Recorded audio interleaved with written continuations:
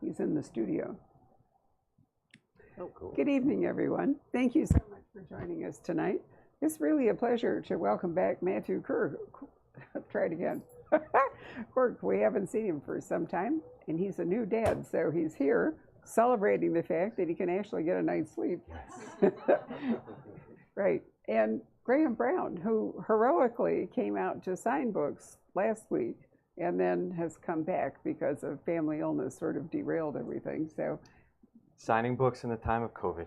I know, it's really a challenge. Different but world. I really appreciate the fact there's so many books that Graham had to sign that sending them to him at his house was really unkind. So before we start, I want to catch you up on all things Cussler, because I know that many of you are fans. I have persuaded Putnam, the publisher, to send Mike Madden, who will be doing the new Oregon Files. Thank you. You're wearing the new shirt, which totally confused me. That's great.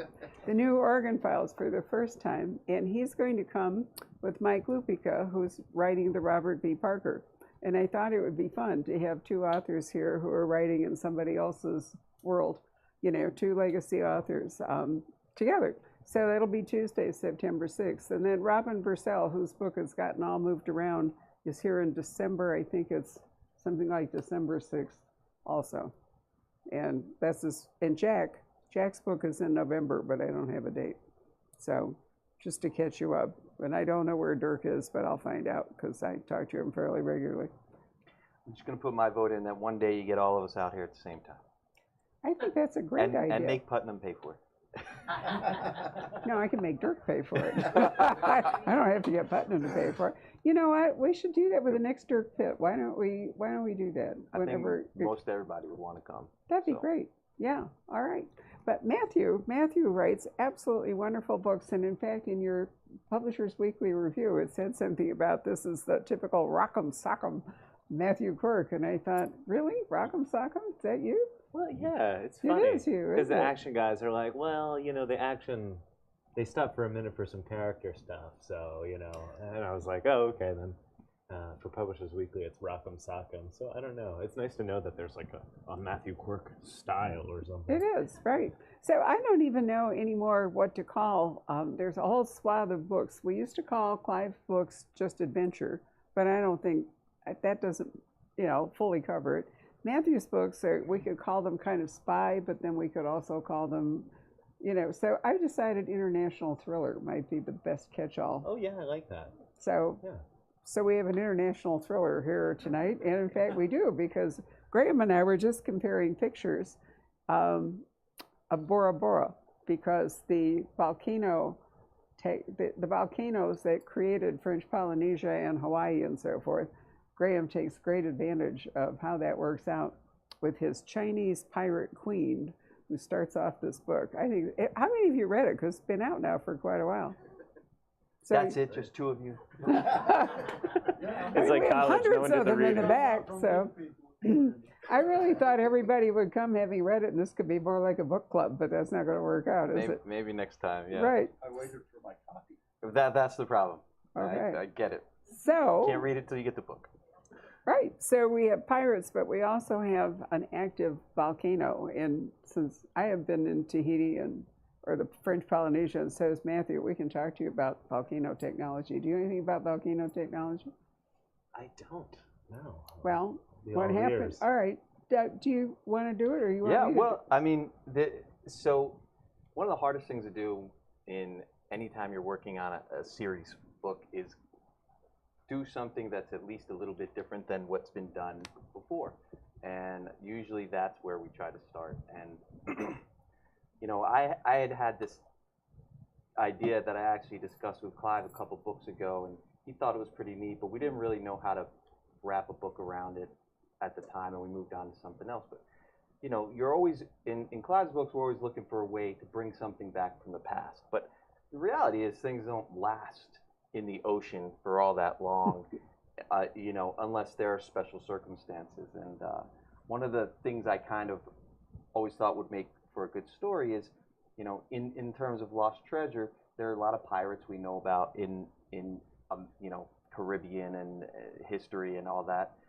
But there are famous pirates in other parts of the world, and one of the most famous is probably not saying her name right, but her name, she was named Qing Shi, and she was based out of Macau, and she was a female pirate who ended up, commanding this large pirate fleet that was so powerful at times fought against the governments of the area. Eventually, she ended up becoming part of the government through a pirate amnesty, but the idea was that there was a lot of treasure of hers that never reappeared anywhere, and we wanted to find a way that some of it could disappear but still be found, and for the ship to be found intact. And our solution was a very large volcano that erupted but didn't destroy everything in its path. And I could kind of explain how that happens, or I could let you guys read the book. Either way. I love it. So here's the deal with volcanoes. There's a whole, fault that goes across the Pacific, right? Which is why French Polynesia and so forth and Hawaii are tied together. And as there would be a rift in the plate and the magma would come up and start to create a volcano, it gradually rose. But because it was warm, the little creatures in the sea would come and fasten on the base of it. So they basically built a coral ring around the volcano. So the volcano, grew and grew and grew, and then one day it stopped growing, or in the case of Bora Bora, which is we were talking about, it blew up. And when it did, the center imploded and it left a lagoon. And then outside, there is the ring of the coral that was always there around the base. The coral kept growing up. So there are a lot of Pacific islands that are volcanoes that have a ring of coral, a reef around them. What makes Bora Bora interesting, I didn't know this, is after Pearl Harbor, we moved our fleet down to Bora Bora to be safe, and to do it, they had to blast a big hole in the reef. So Bora Bora is the place where ships can go, and that's the big vacation island and all, but it's because the volcano blew itself up. Have any of you been over to New Mexico to Santa Fe? Do you know there's a caldera there, and that's what happens. Volcanoes can go the other way, but when they blow up, they can leave a giant sunken crater called a caldera. And there's one in New Mexico, and I can tell you, because I have been there, Cappadocia in Turkey looks exactly like New Mexico. I couldn't believe it when I got there. It's full of hoodoos and all, but it's too is a caldera, and so it has mesas and it has hoodoos. And I said to my husband, I said, we've come all the way to Turkey, and it looks like Santa Fe. What happened here? But anyway, Probably took a left turn at Albuquerque or something. Something like that, right? So your volcano actually makes perfectly good sense that, they reach a point where they blow up. Well, I mean, I do as much research as I can before we put these things together, and then, whatever we can't figure out with research, we just make up, because it's fiction. But yeah, that it seemed like a good way to hide something, and I feel like it worked out. So you wanted to create a treasure hunt? I did, to some extent, yeah. I mean, one of the great things, Clive's books always seem to have a treasure that sometimes it's not a straight treasure hunt, but somehow the treasure figures into the final part of the story. And this was the first book that I was working on completely without Clive, and it was just kind of like one of the things that I kept talking with Dirk about and with the publisher about was like, I want to kind of be true to the stuff that Clive always did. And for that reason, there are some characters and some things that happen in this book that, the main characters don't even find out about. It's just background stuff, but you guys find out about it as the reader. And with the treasure, I didn't want it to be like, hey, there's this missing treasure, let's go all over the world looking for it. But I wanted this treasure to figure into the story one way or another. And in some ways, one of the characters in the story, her life kind of mirrors what happened to Qing Shi in her life. So those two things basically brought the treasure full circle and helped us close out the story. I thought you did it really well. Well, thank you. I appreciate that. So, Matthew, let's talk about you. Let's go back, because these people may not know you. 500 was your first book, right? Yeah. Right. So tell us about it, and, it sort of launched you onto this rock'em sock'em path. Yeah. The 500 was a book.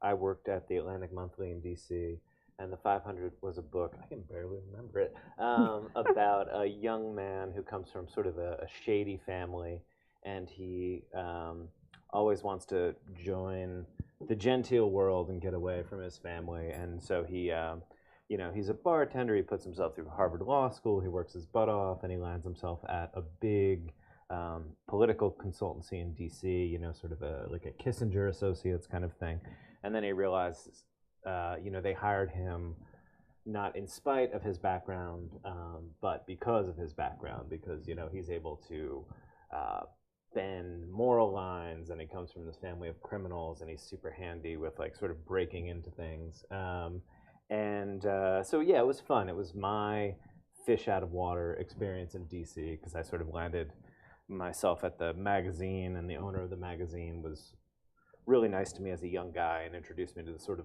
genteel Washington world where, like, former CIA directors were having these like salon dinners and debating the fate of Iraq at the time. So it took that sort of fish out of water young person in around all this power and foreign intrigue for the first time, and sort of sexed it up for fiction. And I was an unemployed reporter who was about to get married and was telling people like, oh, don't worry, I'm working on a novel. It's gonna work out. Tell my father-in-law it's gonna be fine. And he said, Matt, I had a band. That was him like starting to let me down. And then it worked out like a month before the wedding.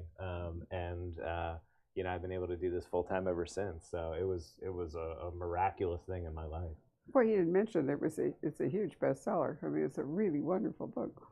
Thank you. Yeah. Do I remember there was movie interest or TV? If I misremembered this, there was, and it was like a big film option deal. Right. So yeah, I was like in DC. 1 week I got the book deal, and then the next week I got the film deal. And I was like, I had wrecked my knee, so I was like on the bus on crutches, like getting this information and completely in disbelief. And that film option ultimately didn't go anywhere. As they often do. Yeah. Or don't, actually. Yeah. So, but it was very nice for to put a nice cushion under things, and well, they do give you money not to make your movie. Yeah, and then right? I don't know if I've told you this, but tomorrow I'm going up to Vancouver because they're filming The Night Agent as a TV show. Oh, are they really? Yeah. So That's finally awesome. something That's happened, fantastic. and after you get a couple things optioned, you're like, okay, nothing is ever going to happen. It's impossible to get somebody to sign up to like spend $5, $10, $40 million on something. And so yeah, The Night Agent in terms of TV film stuff was like the little engine that could. So they're shooting it now. And Ooh, that's really heading exciting. up tomorrow, to just go be like a big dork on the set with my autograph book. Maybe they'll give you a chair. I know. I'm hoping I know for a chair. CJ, because they're doing a lot of filming in Canada, Vancouver in particular. Like Santa Fe has created sound stages and lots of incentives for movie making, and it looks okay. Yeah, they do a great job. Right. But anyway, CJ sent me a photo because they were filming his Joe Pickett up there, and they gave him a director's chair with his name, and he had like a hat and the whole bit. So, and Jack Carr was up there. So. Oh, really? Yeah. Huh. So you'll enjoy that. Yeah. It's hard to talk movies with a Cussler audience, isn't it? Clive's experience with movies was not a happy one. It wasn't. I think I've heard bits and pieces. Yeah. It was a desert movie, right? With Sahara. Yeah. Wasn't it Sahara that caused Those the are tough. problem? Yeah. Right. And then after that, he spurned all movie offers, right? Yeah, I mean, as far as I know, I got the impression he didn't need the money, so That's a good he place to didn't be. need somebody to make a movie, and if they weren't going to make it his way, which Yeah, is he was- basically the way Clive did everything. If Yeah. they weren't going to do it his way, then he didn't want to do it. That's very You know, true. um, However, I mean, now that Dirk is running Sandecker in the whole bit, maybe Dirk will be more interested if there's any kind of a decent film thing. It's hard to say. And I mean, I, for the record, actually thought Sahara was a pretty good movie. So, We never said that to Clive. I surely. know. Oops. He was like, "How do you think about Sahara?" And I was like, Hmm. "What do you think about Sahara?" And I actually didn't know all the history at that time, but I got the impression from somebody they were like, "Don't go there." No, very definitely not. So Matthew, tell us about, well, do you want to tell us about The Night Agent, since that's going to be cool, and then we'll talk about your new book. Yeah, sure. The Night Agent is a book I wrote 3 or 4 years ago, and it's based on a friend of mine who worked at, he worked for the FBI, but he worked at the CIA. He was Right. detailed over, and he was a fascinating person I met sort of when I was that young guy in DC, because he would disappear every night around 9 or 10 o'clock, and then, you know, the Whisper Network, people would be like, he's going to do some cool secret stuff at the CIA. And, you know, it turned out he was. The interesting thing is, like, you have young people, if they're willing to do, like, a really unpleasant job, they can get FaceTime with, like, really senior people. So his job was to go to the CIA every night from like 10 until 6 a.m. and just read all the intelligence coming in, coordinate with all the other agencies doing that, and then he would brief the FBI director in the morning. So I mean, it wrecked his sleep and all this stuff, but he got to be like a 25-year-old talking to the FBI director and hanging out at the CIA all night. And so, you know, when I first saw him doing this, I was like, oh, what a fascinating world. You have this. And this was all my speculation because he wouldn't talk about it then. You know, this young guy sitting by a phone all night waiting for it to call to be like, you know, World War III started or something. And so that's the hook of the book, and that's how things start up. And, you know, a young man, I moved him over to the White House Situation Room, is sitting by this phone that never rings, and then it rings, and instead of being sort of bureaucratic interagency communications, is a young woman whose family has just been attacked, and he's suddenly sort of thrust into this Russian spy conspiracy thing, which ties into his family legacy and some things that happened with his father. So it was a fun book, and you know, it was when I did my first Russian baddie, which I came back to with the most recent book, which turned out to be, you know, a good way to go. Good timing. Yeah. It did. But no, I mean, it's a wonderful concept for a movie. You know, there he is and sitting there, and then suddenly the phone rings. And Yeah. but how, you know, it's a heart-stopping moment when the phone rings. Yeah, and you know, you just try to have one of those. When I come up with book ideas, I tell them to everybody, and you know, if somebody's like, "Oh," you know you have something. So that's. Isn't there a Done Le well. Carre movie that is The Night something or other?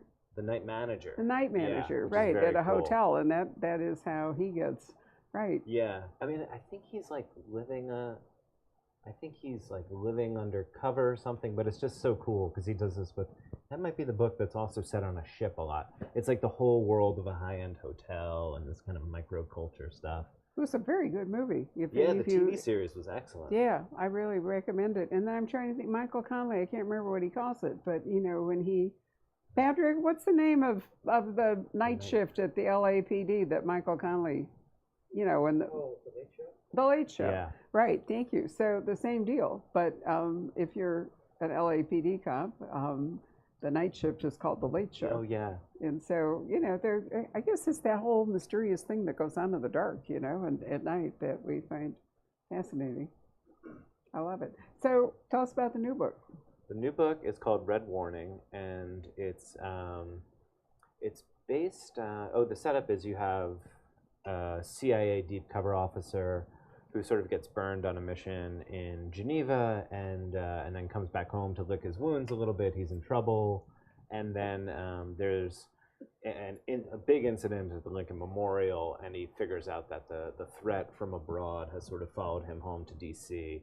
And it's based on a bunch of different things I was reading up on, but one of the most important ones was this testimony from Russian military spies who had defected to the U.S. And they, in the 90s, they gave testimony that the Soviets had set up sabotage plots and actually like buried materiel and sometimes sort of like prepared the battlefield, so to speak, under DC and around DC. And so that idea that there was, you know, it's a little bit like a buried treasure thing, that there was this sort of hidden secret real life plot got me off to the races of what if a Soviet sleeper who had been around since, you know, the Cold War decided to reactivate this thing that was, you know, kind of And buried blow up under DC? Perhaps. A volcano, once again. Notice It's a the volcano. commonality. That's a spoiler. I Yeah. love that. You know, there's been several things written about the potential of disaster for Soviet sleepers. They're a real thing, aren't they? Yeah, yeah. And in Europe, they found like the caches and like these giant explosives caches, and they'll have to send a bomb squad in. No one's ever found anything like that in the U.S., and it's unclear whether this defector's testimony is accurate. But you know, recently these maps came out, which were another piece in the book, and they appear in the book, and they're Soviet maps of DC. There's other ones for San Francisco, San Diego, and they're at a scale that you would only use for sort of ground troops, because they're sort of invasion and occupation maps. So there's just a lot of really scary Cold War stuff that, you know, turns out to be horribly relevant today, even more relevant than when I started the book. You know, isn't that, I mean, I lived through the Cold War. I remember when I was a kid, you know, we were taught to like hide under the desks in case the bomb went off and the whole bit. And here we are, you know, Yeah. coming back. I mean, 1990 seems like yesterday when it all kind of came down. Yeah, and I mean the Putin stuff now is even a little kookier than the communist ideology. He's got no. There's no reason for him to invade Ukraine. He's Sure, got there's this a reason. weird He wants to philosophy. stay in office. He Yeah, wants I mean, to die he needs in a office. distraction, but Yeah. he's got a very scary ideology going. So that, you know, that figures into the book, and sort of some of the, without going too deep into it, a little bit of the sort of Kremlinology of what's happening there. And there's some, I mean, I was very concerned that as things started heating up with Russia, that it would be overtaken by events, but it turned out to, you know, I sort of zig and zag a few ways. So it You were turns out concerned to that your still be book would time. be overtaken. Yes, Sorry, yes, let's yeah. get that straight. Yeah, Right, not the world, but your no, book, well, right? yeah. Well, it's all about us all the time, isn't it? Because you put it to bed, you know, and then it doesn't come out for a year, and then you just watch the news and hope it doesn't become like No hopelessly kidding. irrelevant. You know, I was thinking Daniel Silva's coming to see us again at last, live on the 23rd of July, and he has consistently maintained Russia throughout. You know, he's gone other places and all, but for him, the ultimate enemy in the entire Gabriel Allon series has been Russia.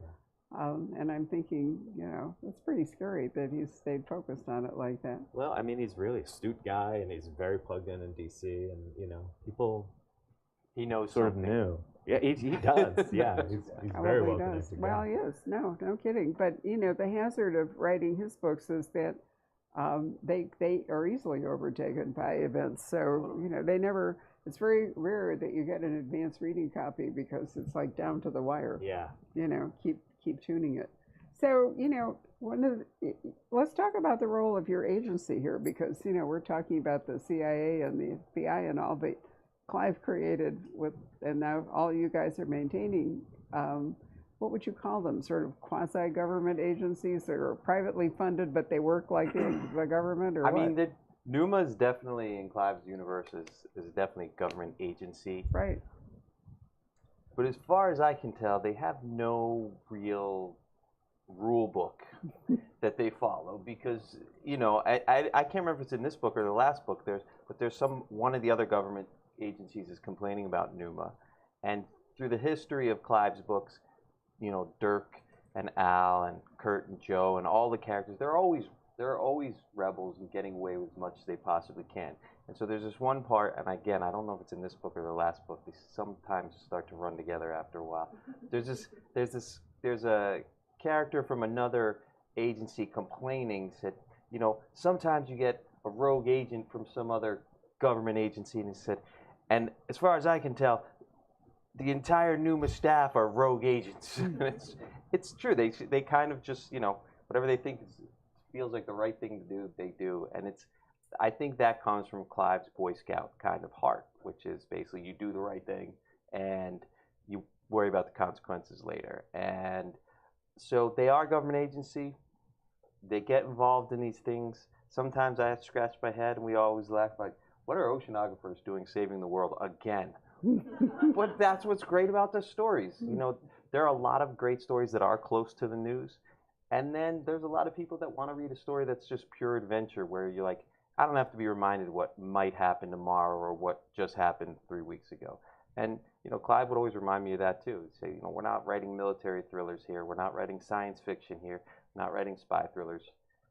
Back to your original point, he would say we're always writing adventure. And so that's why it has to stay on a certain tone, or it's not really a Clive Cussler book. Very true. Very well put. Thank you. So, Numa, where's the funding come from? I think it's, That's always been kind of the question. They don't for me seem is, to have a shortage of funds. No, There's- but if they're sort of, I always, because as far as I know, the government doesn't like to let money loose, without some sort of accountability. I'm pretty sure Sandecker has something on the president or the Congress, and they just keep sending him whatever he needs. I definitely think it's like that. I think it's time for an accounting book. We need another $600 million for another ship because we just sank one. So it's kind of like that. Well, Jim Rollins has got Sigma Force, and where does the money come from that supports Sigma Force? And there are a number of other international thrillers where you have a sort of let's talk about Clancy and that whole setup. The money is there too. Yeah. And of course, handily, Jack Ryan becomes president, so he can run the campus from the White House. But and even there has to be some sort of accountability. The president can't just throw money at them without anybody noticing, or can they? You're the Washington guy. Yeah, I mean, that's what they do, right? Yeah. I was thinking about serious stuff, and I'm like, I'll just have the guy have crypto or have some billionaire, because you want the protagonist to be able to get all the toys for the finale without having to do a defense procurement. Exactly. It's like, I'd like to have this last battle, but I'm still waiting on stuff. It hasn't been approved. Supply side's let me down again. Exactly. We have a beige Right. computer from 1984. Exactly. That would be great, right? So what kind of toys are we talking about? In your books, there's a lot of personal action, but there has to be some sort of equipment here and there. Well, I went for a couple books when I moved to San Diego. I live in San Diego now, and got to know a guy who was doing special operations stuff there. And he was going through the training, so I got to meet him and sort of get to know him and his family through that. And it was the coolest stuff you can imagine, of roping out of helicopters, shooting from dune buggies, all this stuff where you're like, oh, this is just great adventure stuff. So I ended up being inspired to write a couple more military action thrillers, and in those and the setup was really special operations people doing heist style jobs in the US for justice, and they steal most of the stuff, which is great because you get more scenes. But those were really fun because I was reading all the special operations stuff and talking to people, and they had this sort of early electric motorcycles, so they could pull up behind an armored truck without anybody hearing a sound, and these linear shape charges to blow the door off. So that was those books were really fun in terms of just gear and dorking out on all that stuff. That is part of the fun. It is fun. I mean, we don't all get to go do it it sounds like you got a chance to do, but no, I got to talk to my friend. Oh, I was already envisioning you jumping out of a helicopter. No, that's Mark Graney. Yeah. Mark is the one, and Jack. They're the two guys that do that stuff. I think we should all get a chance. But I think the equipment and the machinery is always a big part of them. I mean, definitely in Clive's books, because Clive guy just loves machinery and loves history, loves engines. I've been at signings with him, and everybody want to talk about a book, and he talked for a few seconds because he's super polite, and he answer everybody's questions. If somebody came up and asked him about a car, he would talk for about 35 minutes, because especially with something cool that he had worked on once, or had one, or he wanted to get one, and so that's why we always strive to put machinery in these books that is unique. Now, obviously, in the Dirk Pitt books, there's always some kind of super classic car. We don't do that in the Numa Files because we're doing something different. But having a background in aviation, for a lot of the books, I've looked for something unique in the aviation world, because we've also done a lot of different ships and submarines and this, that, and the other. And I just remember, what kind of aircraft going to come up with this time that's different than we've used last time. And for Dark Vector, that's why we're using this old Russian aircraft, which technically is a ship because it doesn't fly more than 50 feet off the ground. But it's huge. It's called, I'm probably saying this wrong too, it's called a chronoplan. And it basically takes off, carries a bunch of cargo, and never goes more than 50 to 100 feet up. And it flies in what's called ground effect, which is this area near the ground where you get an extra cushion from being close to the ground. And so you can fly with a lot less lift or carry a lot more equipment. And at some point in the Cold War, the Russians built a bunch of these because this was the way they were going to kind of, ship troops and equipment across the Baltic or the Caspian or whatever sea they were based out of, to the other side and get their invasion forces in quickly. Most of them are like rusting away somewhere now, but in this book we decided to resurrect one of them in the arms of a Hong Kong pirate, because that's naturally where these things would end up, right? Of course they would. Actually, the material in Dark Vector is wonderful. I really love the way you deployed everything. Thank you, appreciate that. And you never did drop the pace either. It really moves along very, very well. So I think Clive, taught you guys well, that you've all sort of kept the spirit and moved along. Yeah, I would not disagree. In the middle of writing this book, at least 50, 60 times, I was like, come to crossroads of what you want to do, and you kind of think, well, what would Clive do?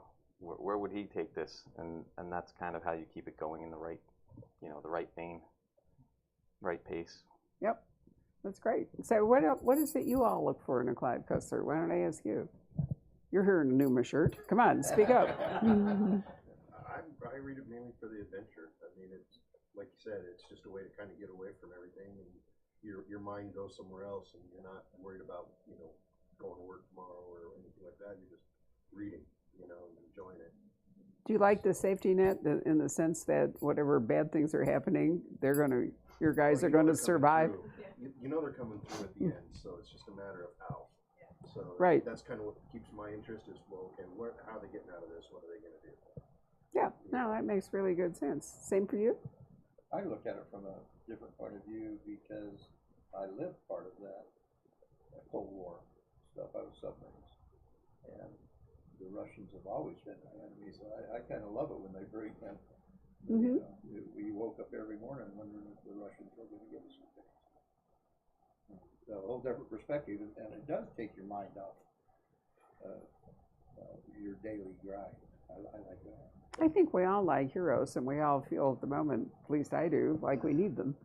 I think that's one reason the Marvel thing has really stormed along. Everybody wants to think there's a superhero that somehow or other. Going to save us. Yep, going to save us. Anybody else want to contribute to why you read Clive? Clive's Universe? Come on, speak up. No? I like the way the pockets of history persist and then reemerge later. That's always fun to be. It's definitely one of Clive's themes, was always find a way for history to matter in the present.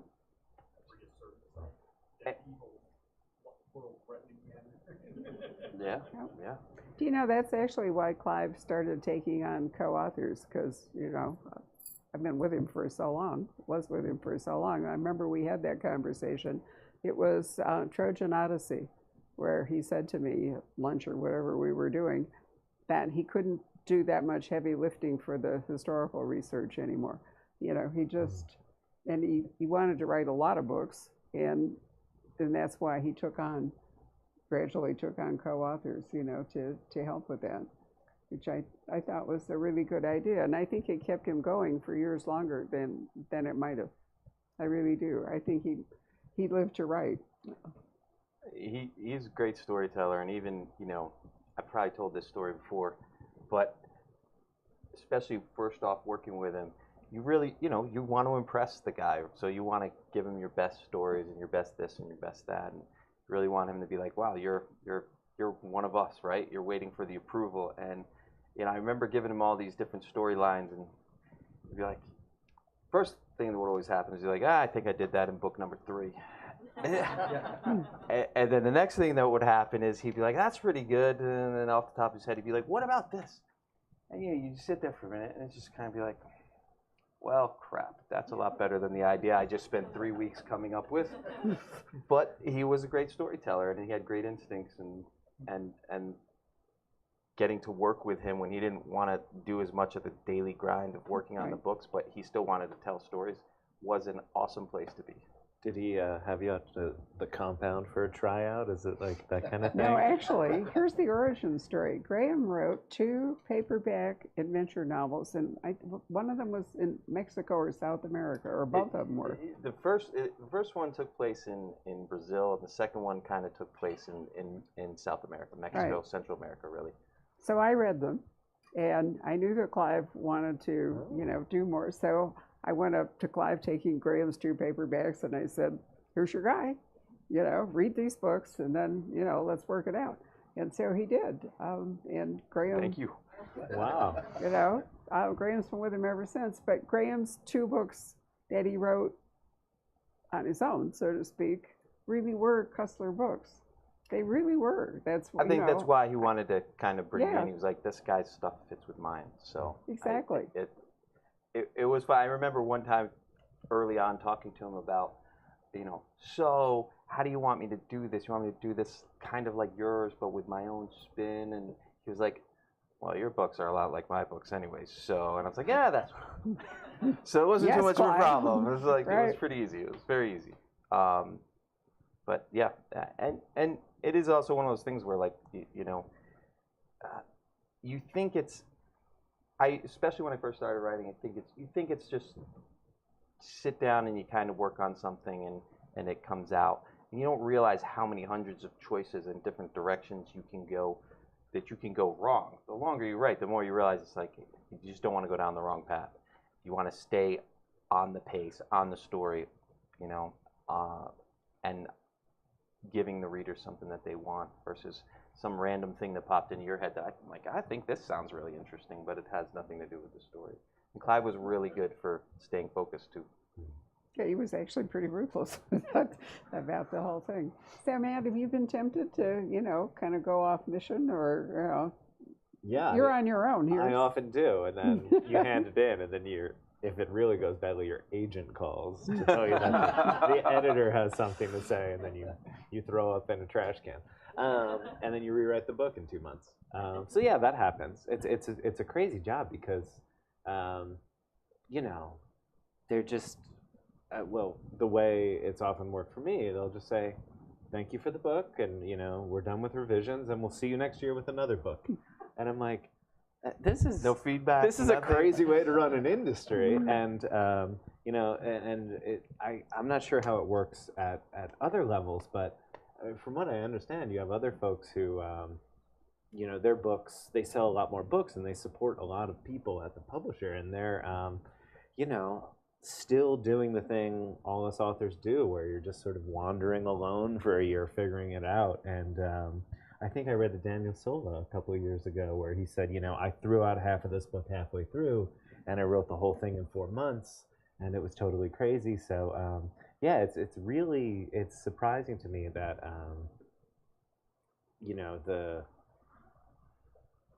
the industry and the authors, it's still this sort of artist off on its own thing, and then you hand it in, and it's very subjective, and sometimes it doesn't work, and sometimes you do go down maybe the wrong tangent. But what I've found is to write a book a year, you have to write a book in 4 months, so you can catch all those ways it might go wrong, and just rewrite, and get feedback.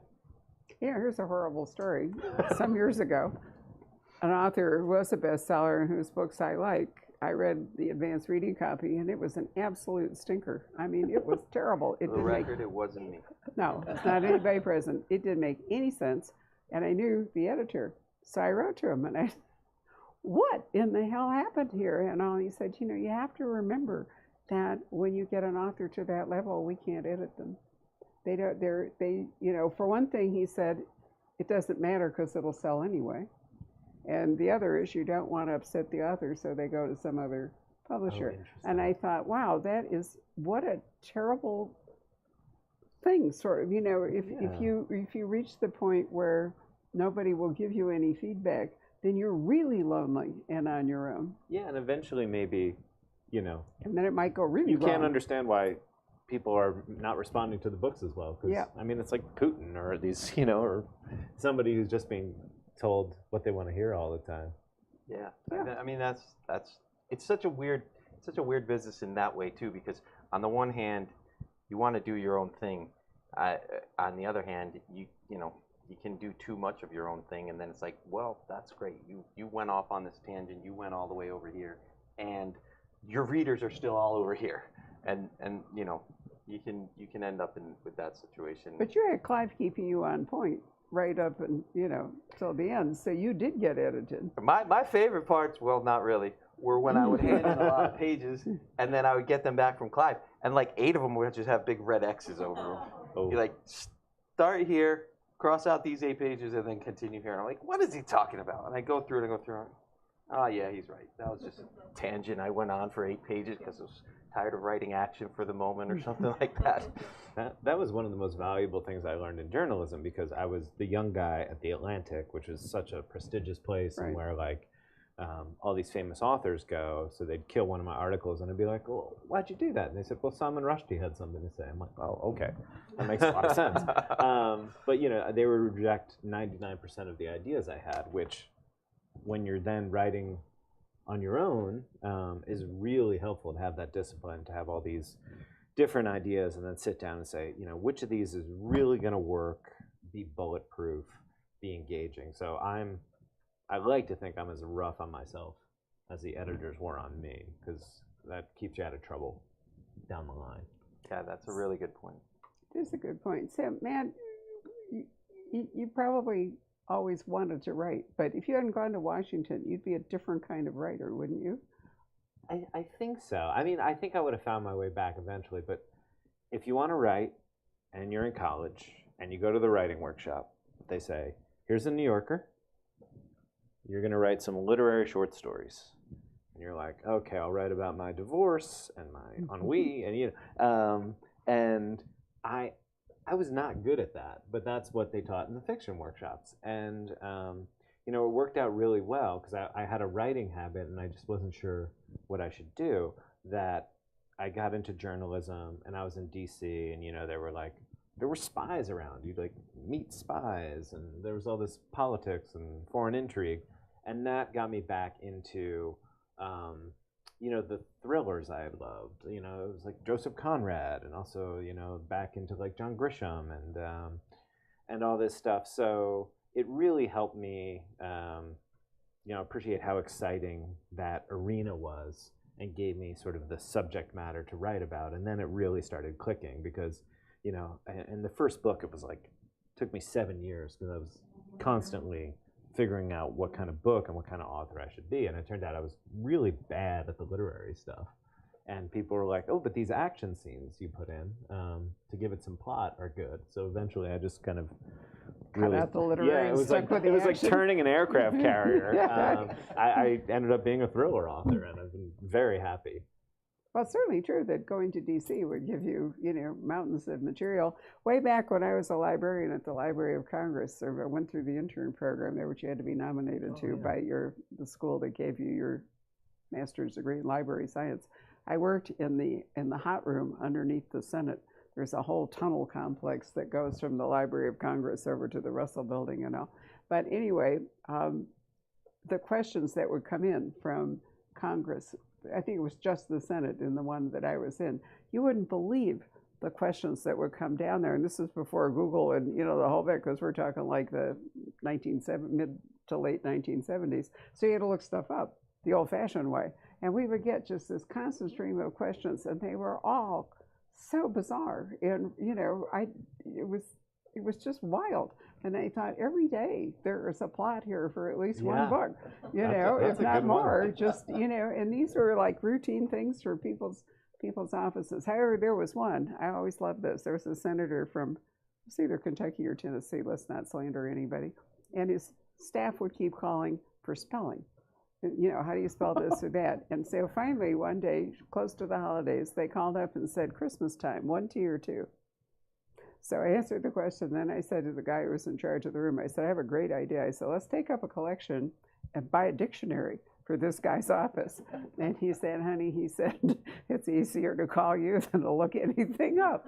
And I thought, okay, that sort of epitomized Washington too, Yeah. in that sense, you know. Yeah. I mean, there's a great resource I use all the time, the Congressional Research Service, Yeah, which is well, very similar. that was what I was Yeah. working in, Oh, except okay. it was the Senate branch, yeah. And then they sound so boring.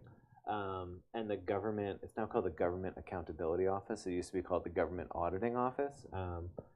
But you know, you meet people from the GAO and like, what do you just like do forensic accounting all day? But the GAO audits everything. So I guess the last book before this one, it's called Hour of the Assassin. I was inspired because I was in research for an earlier book trying to figure out how to break into the Pentagon and do all this crazy stuff. And you know, you don't want to use the TV film cliches, so you try to find out like how would you actually do it. And the GAO, who I thought were all these bean counters, they have a sort of break into government agencies division, and every couple of years they audit the security and they take explosives that are mixed to be not actually explosives, but they are explosives, and they try to break into all the executive agencies and get into the executive suite where like the Secretary of Defense is, or you know, the CIA director, and they're successful 90% of the time.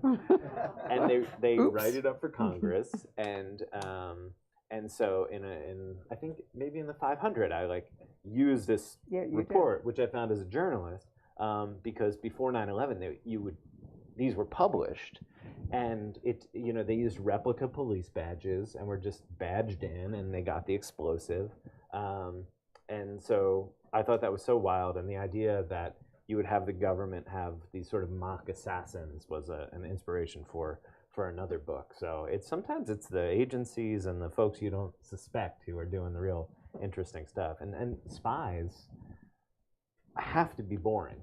Like all these sexy spies who are like running around. No, spies, they have to be like completely unassuming, because if they're suspected of anything, they have to leave the country. If they get attention called to them. I love Matthew's books. It's amazing how much you can learn about stuff. And even though they're serious and there's lots of action, there's underlying humor. Part of it is just the sheer dysfunctionality of what is going on. Is, you know, accidentally kind of funny, but. Anyway, if you haven't read him, I think his books are wonderful. So let's ask for questions from the audience. Anybody have anything they'd like to ask? Yes. I was just curious, you've both been in Washington. Is our government really as dysfunctional as it seems? Mm-hmm. Yeah. And part of it is there just anybody keeping track of anything? You know what? It's too big. And before, oftentimes it's siloed. I mean, you see this in really big organizations, is that stuff gets put into silos, and then it becomes really hard for people to act across them, because now accountability runs vertically instead of horizontally, and it's hard to talk, you know, to each other. And because they're in these silos, they don't often see what's going on in the other silos, and so the whole thing kind of, I mean, if you look at the mess they've made out of distributing, you know, money for COVID or something, and you think, you know, how's that possible? Or you think about how much money the Army just lost track of in Iraq or Vietnam even, you know, I mean, tons of money just, you know. Yeah. I mean, and I ascribe a huge amount of it to sort of like political dysfunction. Well, there's that too, and it's gotten worse. Yeah, and you know, there's like, to take one example, like the IRS and why taxes are so crazy. Intuit, the people who make the tax software, spend millions and millions of dollars to make sure that they never simplify taxes. Yeah. Because, you know, put them out of business. Yeah, so that's a special interest, you know, giving politicians money to make sure that like because the government can just say, here's your W-2, here's what you owe, like, does that look right? Yes, and they propose doing that, and then, you know, money comes in and everything gets jammed up. The funny thing about DC, and I try to balance this, is, you know, from outside of DC, it looks like such a swamp.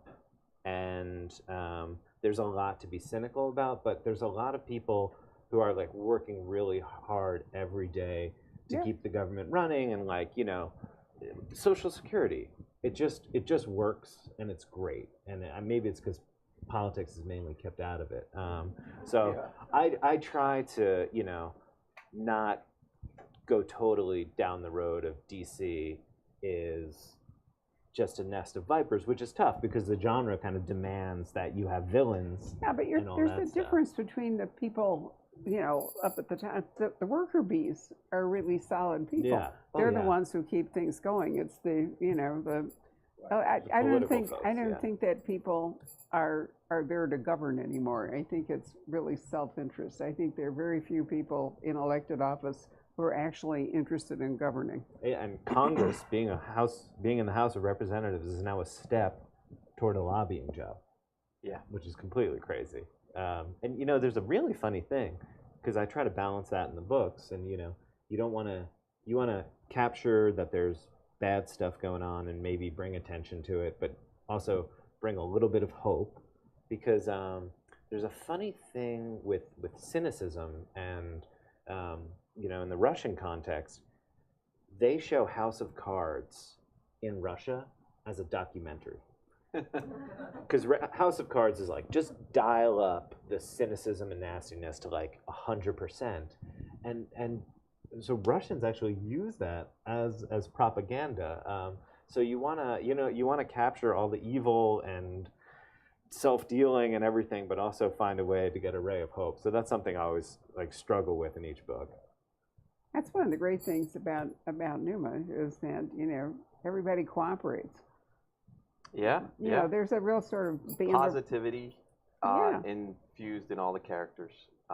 but they work as a team and Yeah. they have each other's back as opposed to what we're seeing every day in the Senate.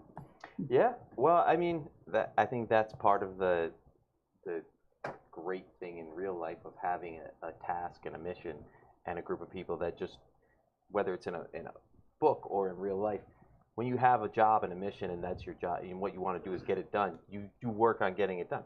Problem with most of the people in Washington is really not that much to do. There's all these big problems that are probably unsolvable, and then there's all these little problems that the worker bees, as you were pointing out, do their best to take care of, and the rest of it's just a show. And that, I think that's the problem in the 20th century now, because it is a show. There's 24-hour coverage, there's tweets, there's Facebook, there's everything. Whereas it used to be, okay, every once in a while there's a big deal, but most of the rest of the time these guys go behind closed doors and get things done. But back to the books, yeah, that's one of the great things about writing a cast of people is that they all have to do their own thing, but they all have to kind of help each other out. They all have to fit together like puzzle pieces a little bit. So. All right, anybody else have a question or a comment? Yes, sir. John Sanford was here recently, and I asked him, how many books did you write before you got published? What were you guys' experiences?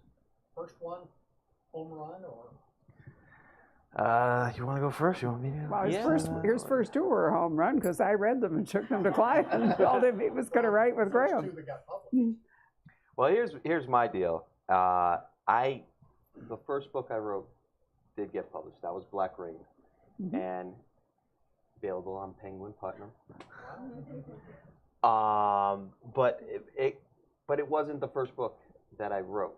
In terms of, I rewrote that book so many times over years and years while I was working full time and while I was, finding time on the weekends and in the summer and stuff like that.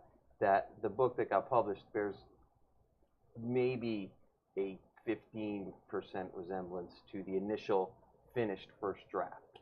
And then I would learn more, and I would go back and rework the whole thing, and I would learn more and go back and rework the whole thing. And there was a point in the middle of writing all this that I actually was working with some screenwriting guys, and a guy at Paramount that was teaching this class, he was talking to us about stuff, and at one point I said, well, I probably got to rewrite it, it again, and probably 20-30% of it I'll have to throw out. And he was like, oh, really? You're going to keep that much? And I was just like, yeah, but they would write a script and then throw out 80% of it and rewrite it again. And this was more for the screenwriting side. But in a lot of ways, after all the different versions, that's what I did with my book.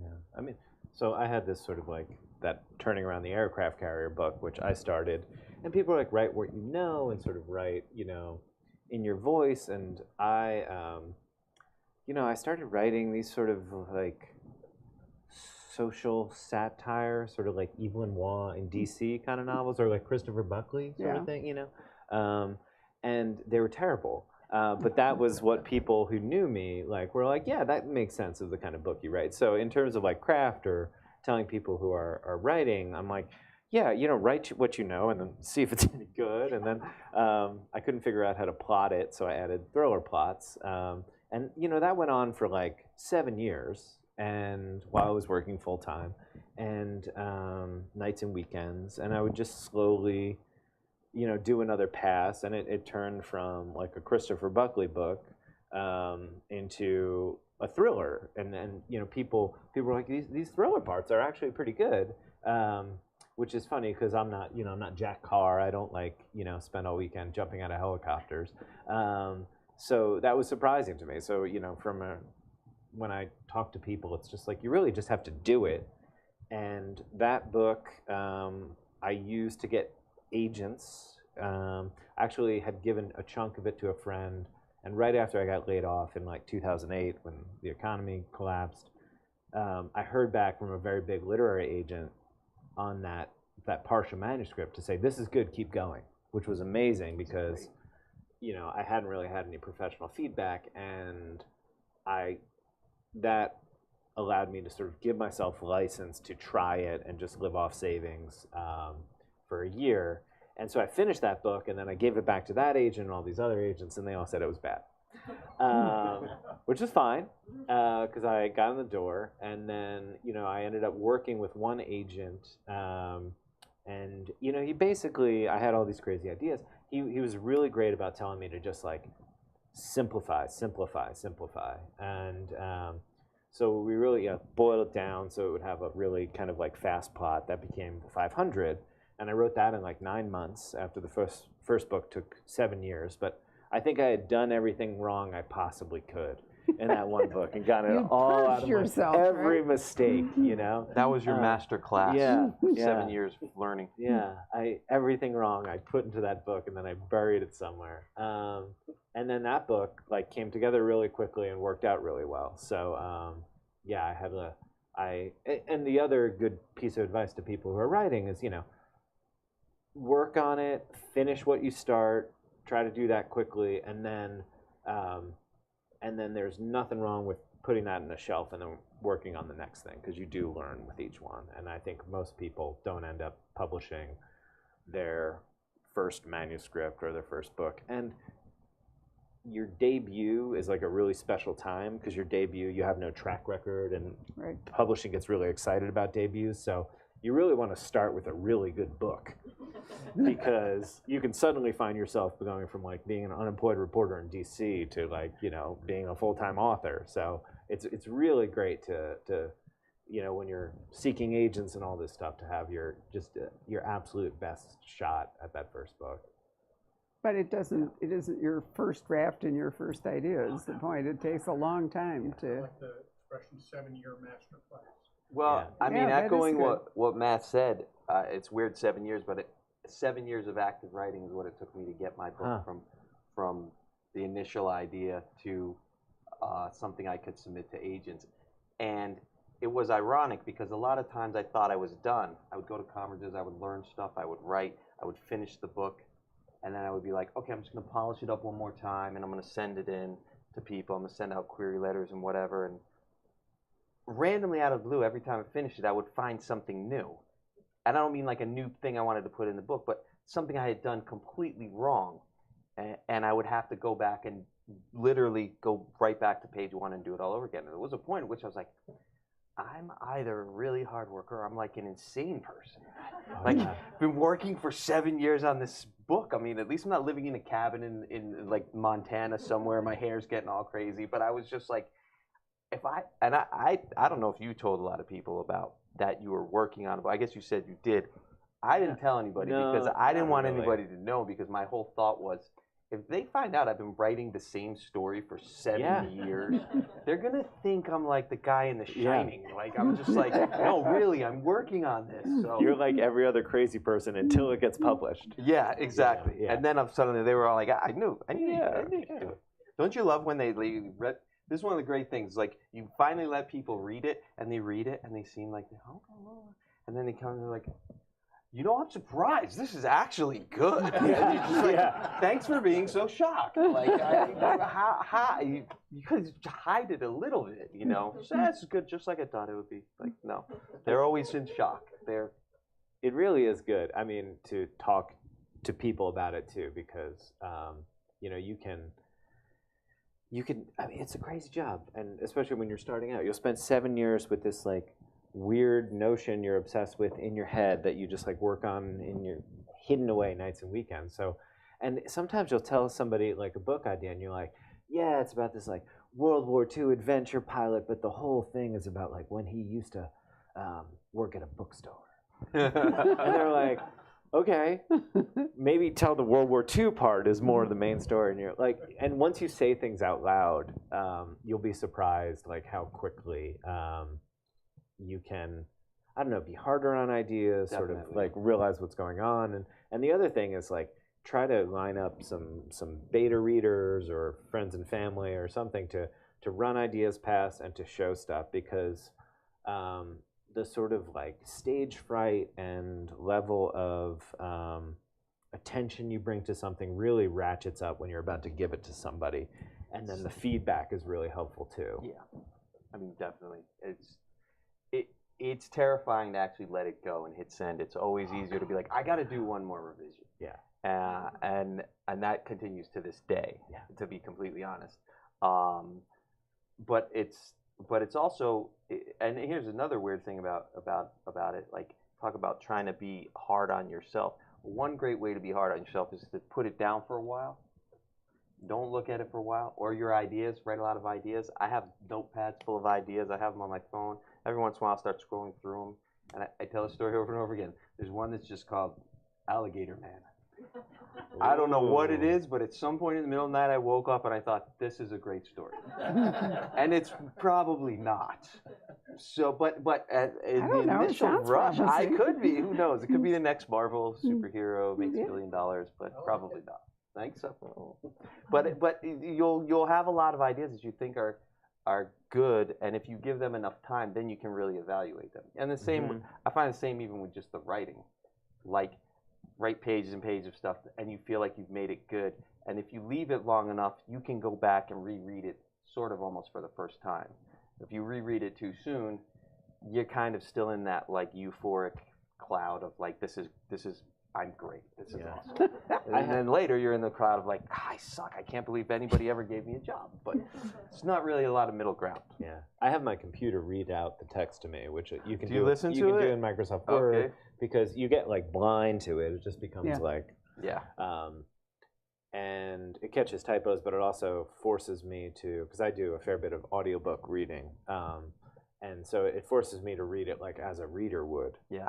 So I find that really helpful. When you read it out loud or you hear it out loud, the sentences, the paragraphs, everything sounds different than it does in your brain when you're just silently typing. Yeah, So I found very it really true. helpful. Well, you made an excellent point to end on, which is that if you want to be a published author, you actually have to let your book go to be published. Otherwise, you're forever an unpublished author. And so you have to make the break, and that's one reason contract and deadlines are probably an important thing for professional authors. You've got a deadline and a timeline. And, if you don't meet it, then once again, you're not a published author. Yeah, and it stops you from thinking you're Marcel Proust, and you're like, That's true. you're like, all right, I have a year. This is a plan. Lots of temps perdus Yeah. is going to come along. Well, thank you all very much for coming this evening. Let's give our guys a round of applause. Yay! It's really been a wonderful discussion, and what we're going to do now is, you want to move? I'll move out of the way to this little table here, and you guys can get your books signed and chit-chat away, however you want to do it. Sounds good. So, What would the first time reader, what would be the book that I should pick up? I guess Agent or Red Warning. They're all standalone. Well, Are they in a series? no, the last four are all standalone. So.